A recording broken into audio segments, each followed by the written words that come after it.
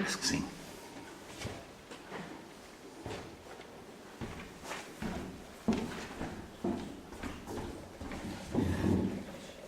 Ora bem, hoje, de facto, não vou projetar nada, não vou utilizar um PowerPoint, porque ainda comecei, mas não tive tempo suficiente, uma vez que gostaria de interromper a sequência normal da disciplina, falando hoje um pouco deste problema das relações homem-mulher, ou de que pode vir a ser a mulher, ou o que é este assunto do Dia da Mulher, independentemente de haver da minha parte alguma predisposição não muito positiva para estes dias disto e daquilo e daquilo outro, porque é sempre um sintoma de que a sociedade tenta compensar simbolicamente com estas cerimonialidades qualquer coisa que está em falta, não é?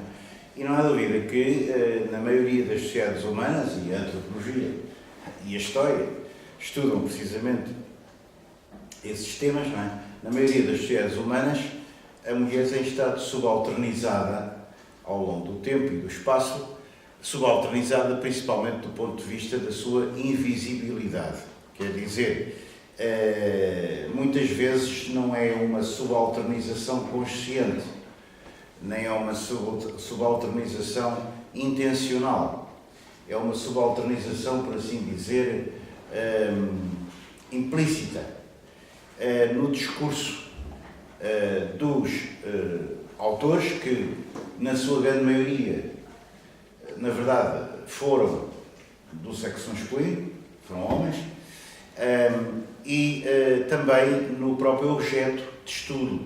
Ou seja, quando vão observar outras sociedades, muitas vezes os homens, os antropólogos, os historiadores, mas principalmente até os antropólogos, que têm observação direta do terreno, não é? E têm um período curto, mais ou menos longo, mas normalmente sempre condicionado por orçamentos, não é?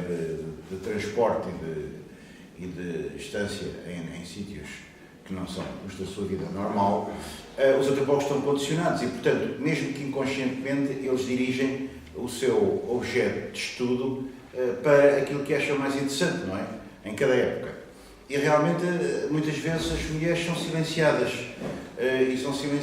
e invisibilizadas nesse trabalho, até porque muitas vezes há uma espécie de tabu nessas sociedades em que a diferença entre homens e mulheres, não é? Para admitir esta polaridade, que nem sempre existe, a diferença entre homens e mulheres faz com que um antropólogo ou um estudioso do sexo masculino não tenha tanto acesso ao mundo feminino, não é?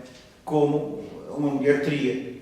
E, portanto, o que se passa é que, como a maior parte da história destas disciplinas que nasceram no século XIX foram realizadas por homens, muitas vezes eles vão para outros territórios e estudam principalmente as relações, ou estudam principalmente a sociedade do ponto de vista masculino, até porque os seus informantes, não é? Quer dizer, muitas vezes aquelas pessoas que lhes servem de tradutor ou de intermediário entre eles e a cultura que pretendem estudar, são também do sexo masculino, não é? De maneira que torna-se difícil compreender, no fundo, e agora quem está a falar aqui também é um indivíduo do sexo masculino, não é?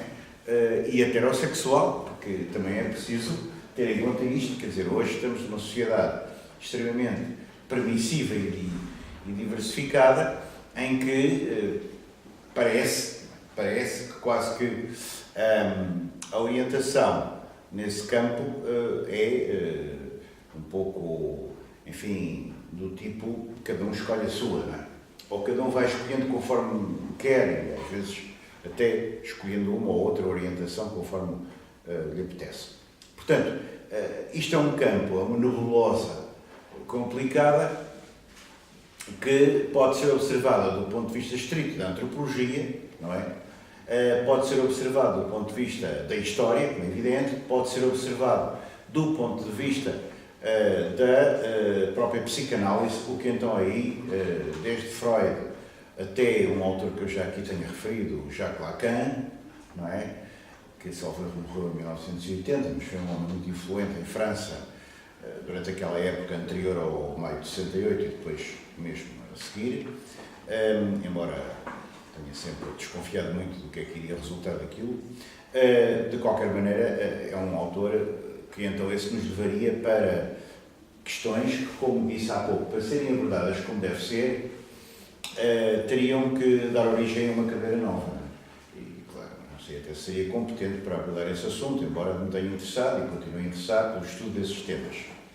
Ou seja, eu acho que a nossa condição de seres sexuados, não é?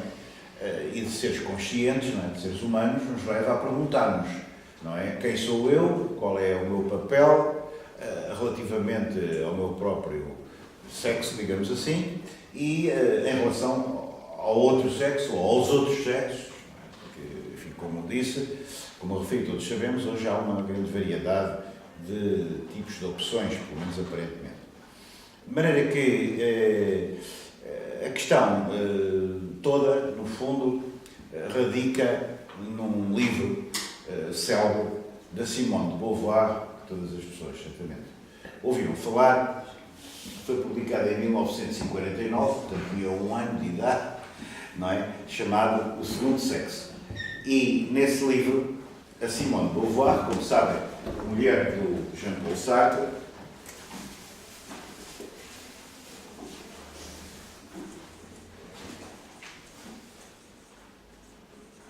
e personalidade muito influente nos meus intelectuais franceses, enfim, do século XX. Nesse livro, O Segundo Sexo, Simone de Beauvoir disse uma coisa perturbante. Nós não nascemos mulheres, nós tornamos-nos mulheres. Bom, e essa frase foi considerada revolucionária. E abriu, digamos, o debate. Debate que continua até hoje, não é? Sobre o que é isso de haver uma polaridade, uma dualidade, mais uma vez, já falámos aqui de várias, natureza, cultura, corpo, alma, espírito, matéria, etc. E esta outra dualidade, homens-mulheres, que parece querer atribuir um papel bem definido a estes dois supostos sexos e, portanto, a considerar que tudo o resto são, ou durante muito tempo assim se considerou, a homossexualidade, ou a bissexualidade, ou a transexualidade, ou outras formas de sexualidade, se considerou isso como comportamentos desviantes, para não dizer mesmo criminosos ou criminalizáveis, e hoje é condenado publicamente, por exemplo, é condenada a homofobia, não é? Aquelas pessoas que detestam o homossexual ou a lésbica e que até, inclusivamente, são muitas vezes agressivos no seu comportamento ou pelo menos no seu discurso contra essas formas de, como se diz agora, opção, como se, mais uma vez, a terminologia também é muito engraçada, também nos engana muito, como se houvesse uma espécie de opção, quer dizer, se tivéssemos uma espécie de supermercado, não é? Quer dizer, perante nós uma série de opções, não é? E a gente, olha, vou tirar agora aquela ficha, a ver, ou aquele produto, a ver, deixa cá ver se resulta, ou se isto é bom, ou se é melhor, ou esta experiência, assim, assim. Bom, e há quem, de facto, opte por esse tipo de vida, não é? Mas coloca alguns problemas, algumas apreensões, quer dizer, do ponto de vista da seguinte questão. É que durante uma certa altura, de facto, começou-se a perceber que era mais interessante e mais produtivo, em vez de falar de sexo masculino, sexo feminino, o que nos reporta logo para a biologia, não é? Como se à nascença tivéssemos logo determinados pelo nosso corpo, pela nossa fisiologia, tornou-se mais interessante falar de género. E os estudos de género deram mesmo origem a uma série enorme de cursos, não é? Que em países anglo-saxónicos, principalmente, não é? Se desenvolveram muito cedo e hoje constituem cursos universitários e departamentos universitários em todas as universidades americanas, inglesas, etc. Os famosos gender studies, não é? estudos de género.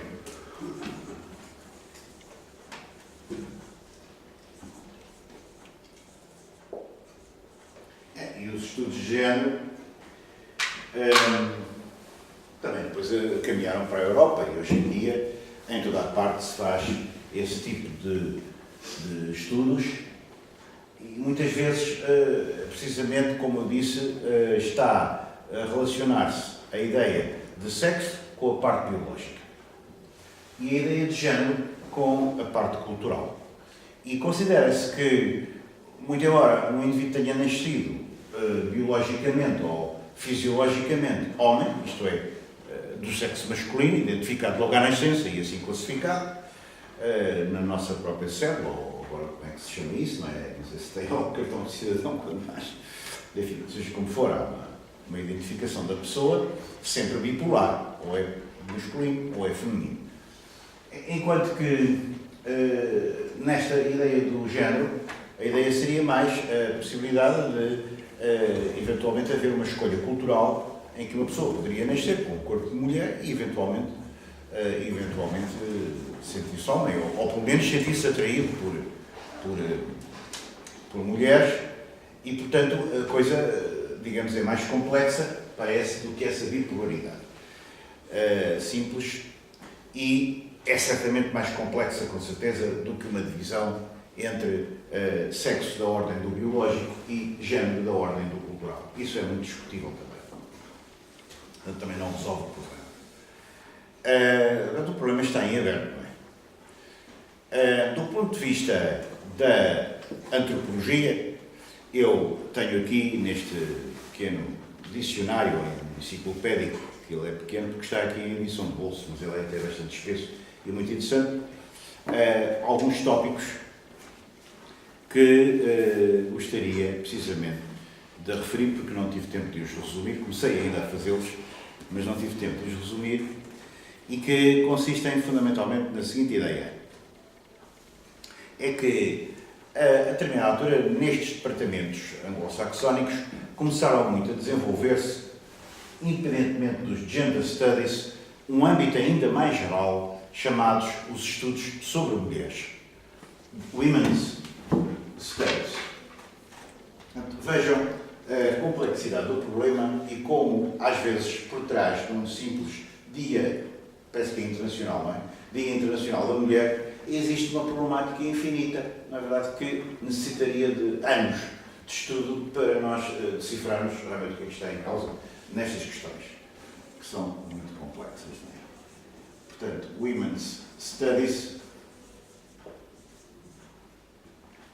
que tem uma característica, de vez em quando olho aqui para a minha cábula, que é para não me esquecer do essencial, que tem a característica de serem feitos, de serem estudos que visam precisamente contrariar a invisibilidade a que a mulher era sujeita, ou seja, por exemplo, em qualquer narrativa histórica não se punha o problema, tradicionalmente, de ver qual era o papel que as mulheres tinham tido numa determinada época ou num determinado conjunto de acontecimentos ou de estudos que estavam a ser feitos. O mesmo em relação a sociedades estudadas pela antropologia. De maneira que estes estudos incidem os Women's Studies, que abarcam como uma subunidade os Gender Studies, eventualmente, não é? Ou pelo menos cruzam-se com eles. Estes Women's Studies são feitos por mulheres e ou sobre mulheres, não é? Portanto, sobre a condição da mulher. Só que é diferente, é muito diferente a questão de se tratar dos estudos feministas, no fundo também agora temos aqui um outro conceito, que é o conceito dos estudos feministas, não é? Ou do feminismo, que visa precisamente a perspectiva crítica sobre a condição da mulher, não é? Ou das mulheres, a perspectiva crítica que a diferencia estes estudos feministas, que estão, no fundo, por trás das Women's Studies, ou se identificam com eles, visa ultrapassar os tradicionais estudos sobre a chamada condição da mulher, não é? Que, como sabem, existem já há muito tempo. Não é? Uma coisa é estudar a condição da mulher de uma maneira abstrata, não crítica. Outra coisa é estudar a posição das mulheres concretas, de uma forma crítica e, como tal, de uma forma que envolve uma perspectiva política, naturalmente, e uma perspectiva que tenta mostrar quais são as relações sociais diversas, qual é o tipo de sociedade que permite ou que fomenta o facto da mulher se ter tornado, em muitos casos, menos visível ou mesmo invisível, sendo a sua tradicional a descrição àquelas tarefas de manutenção, não é? Portanto, cozinha, casa, limpeza, manutenção e a reprodução. Tendência reprodutiva quer dizer a mulher seria naturalmente mãe e só se realizaria quando mãe. Portanto, todas essas características permitiam, evidentemente, a essas sociedades que tinham esse discurso dominante, aos homens, tudo o resto. Ou seja, no fundo, o poder político, não é? A mulher no oikos, não é? A mulher no lar, sustentando a manutenção da vida, sustentando a casa, sendo, no fundo, a governanta, por assim dizer, e o homem na ágora, quer dizer, organizando e tomando decisões sobre o futuro político, que obviamente também envolvia o próprio oikos. Quer dizer, uma invisibilização da mulher relacionada com esta repartição muito definida de géneros, que, então, como sabem, na Antiga Grécia era perfeitamente nítida. E durante muito tempo foi nítida e só começou a ser posta em causa precisamente já na modernidade. Não é? Estes Women's Studies, como é que se começaram a organizar? A princípio tiveram que sofrer muitas resistências, porque evidentemente existe várias gerações de feminismo, não é? Existe uma primeira geração de feminismo que é já dos fins do século XIX, princípios do século XX, que é uma geração de feminismo em que se procurava lutar pelo voto, por exemplo, lutar pela presença da mulher pura e simplesmente na vida pública, os direitos fundamentais. E depois há uma segunda geração de feminismo, à qual podemos ligar, por exemplo, a Simone de Beauvoir, não é? A reivindicação de que a mulher é construída, de algum modo, socialmente, é um produto, uma construção social, assim como o homem, claro, e outras figuras, e há uma terceira geração feminista mais radical, não é? E que eu já vou aqui, daqui a pouco, tentar aqui referir. Que o assunto continua a ser discutido é exemplo, por exemplo, uma coisa que eu, por acaso, quando estava uma vez estive em França, e comprei o Le Monde, o jornal Le Monde, e vinha um suplemento chamado Cultura e Ideias, que é interessante, e foi, deixem-me cá ver a data, outubro de 2011. E precisamente vinha aqui uma coisa com uma entrevista com a fulana americana, com uma estudiosa americana, que esteve já, aliás, em Lisboa, muito interessante, a Judith Butler, já agora também vou já aqui escrever, fica já pertence a esta geração mais recente, e que foi uma autora que tem uma influência muito grande nestes assuntos, a pontos de quando ela veio a Lisboa, não sei se foi em 2012, foi em 2013, encheu lá um cinema inteiro e aquilo, estava lá gente por todo lado. Além de que, evidentemente, eu já me interessava por essa autora, como por outras, não é? Feminista, interessa-me por este problema, como devem calcular, porque este problema é um problema central da vida de qualquer um, não é? No fundo, da nossa identidade, não é? A pessoa pergunta-se, não é? Quem diabo sou eu? E porque é que existe, por exemplo, pessoas que têm opções diferentes da minha? Eu sou heterossexual, há pessoas que são homossexuais. Tenho amigos que são homossexuais, obviamente, não é? E que são pessoas, até alguns deles, muito meus amigos e excepcionais, querem homens, querem mulheres, e uma pessoa pergunta-se, o que é isto? O que é que isto significa? Bom, e ela dá aqui mesmo uma entrevista no meio, não é? Entrevista que vem acompanhada de umas fotografias em cima bem curiosas, porque mostra uma série de figuras um tanto ou quanto híbridas, em que a gente olha para elas, não é? Aliás, como a própria figura que vem na capa, e a gente olha para elas, isto é homem ou é mulher, quer dizer, um bocado complicado. Mas quando os Women's Studies apareceram nas universidades, principalmente inglesas e americanas, não é?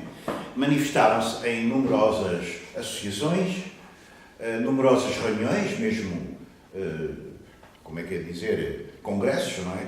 Importantes, numerosa literatura publicada, revistas especializadas, os Women's Studies, têm inúmeras revistas que se publicam em todo o mundo, hoje em dia, mesmo até em países longínquos, onde aparentemente julgaríamos que não haveria isso, como por exemplo na Índia, não é? Também em variedíssimas expressões, não é? Até públicas, de toda a sorte, como sabemos, que vão desde aquelas reivindicações um bocado mais primárias que às vezes existem, não é? E que aparecem como uma espécie de folclore e com quem algumas pessoas identificam primariamente a atitude feminista, ridicularizando-a, porque é sempre fácil carnavalizar aquele que vem lutar contra um sistema opressivo, não é? A atitude do opressor é sempre fazer o quê? Há duas maneiras: ou se esconde que aquilo existiu, ou então se mostra aquilo na televisão, não é? Ou no cinema, ou seja onde for, nos mídias, mas carnavaliza-se, quer dizer, dá-se-lhe um ar cómico, não é? Que maluqueira é esta, não é? Agora estarem umas mulheres, por exemplo, para reivindicarem qualquer coisa, por exemplo, a apresentarem-se tronco nu em público, ou outra coisa qualquer, com umas pinturas, eventualmente, como ainda no outro dia por acaso vi, na televisão.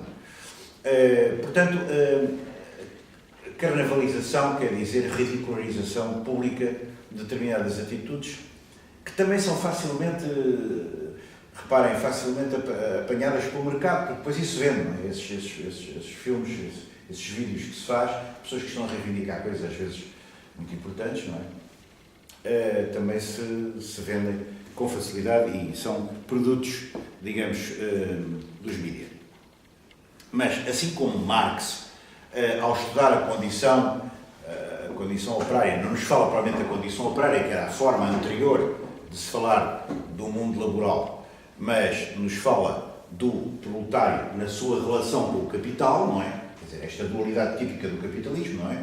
Por um lado, o capital, ou seja, aquelas pessoas, entidades, organizações que detêm o dinheiro e, portanto, que detêm a forma de acionar os meios de produção, na verdade, e, portanto, consequentemente, têm a possibilidade de acionar os motores da produção social, e aquele que realmente não tem mais do que a sua força de trabalho para vender, isto é, o seu corpo ou a sua mente, no caso, por exemplo, do professor, porque a noção de proletário também tem vindo a ampliar-se, não é? E não é apenas, e já não é só, e não é sobretudo, o trabalhador industrial ou o trabalhador das obras ou o trabalhador que aplica o seu físico, o seu corpo, visto que isso muitas vezes existe, e existe por toda a parte, mas a grande indústria pesada, que necessitava daquele trabalho mecânico que o Charlie Chaplin, por exemplo, mostra de uma maneira caricatural no filme dos tempos modernos, não é? Um indivíduo sempre ali uma espécie de cadeia de montagem a parafrasar sempre a mesma coisa, não é feito um autómato. O Chaplin é fantástico a mostrar isso.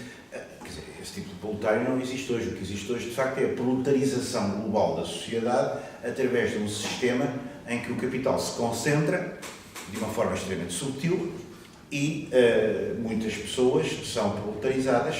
Vocês vejam, por exemplo, o que acontece às pessoas que, em muitas universidades, inclusive, dão aulas gratuitamente. Não é? Eu aqui dou também aulas gratuitamente, mas eu sou um voluntário.